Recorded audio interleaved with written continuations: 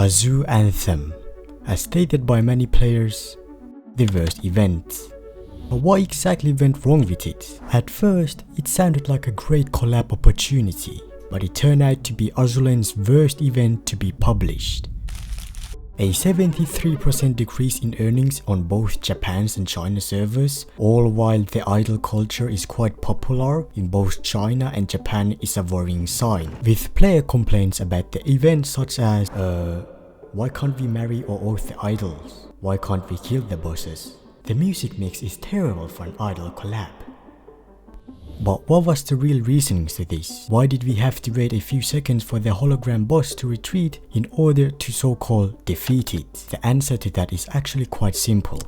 To protect the idols. No one wants to see their idols be exploded or sent to atoms, so by making them holograms and retreat would cause little to no harm to hardcore idol fans, and would ease Manju's and Yostar's problems. As for marrying, there were no exact reasoning as why we couldn't oath the Idolmaster girls normally, other than us cucking the producer, which is us. Why deny us of marrying virtual characters or idols when the whole idol culture purpose is to entertain us, attract us, and make us newer viewers fans? But if there's one thing the collab did well, it's how it got promoted. Using the already known voice actors in Azurlane to promote new characters is a great idea. Making a dedicated song to get all fans interested was also a brilliant idea. However, despite the collab being promoted well, there was no excitement upon us players. Why?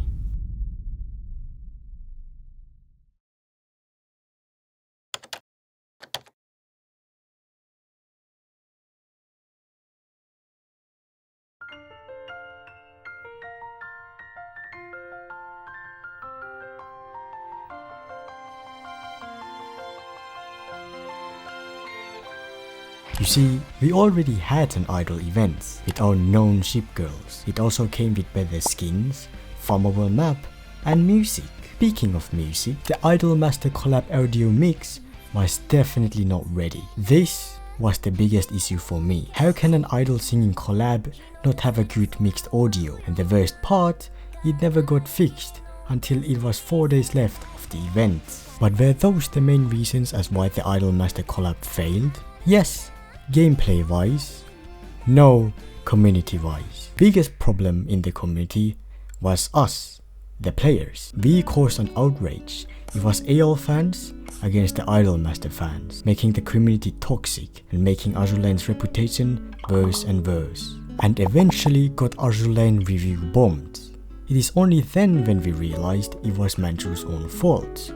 But it was too late. The damage had been done, and the Azurlane's reputation went down a lot, especially for the players, as this was the second proper collab after the Hololive incident, as it could be seen the other companies do not collab with Azurlane as the community seems toxic and not interested. So to wrap up the question, what exactly went wrong with the Idolmaster collab? Terribly planned out, toxic players, and lack of interest are the main reasons. But are we going to see a part 2 of the event as Manju stated that they would if everything goes well?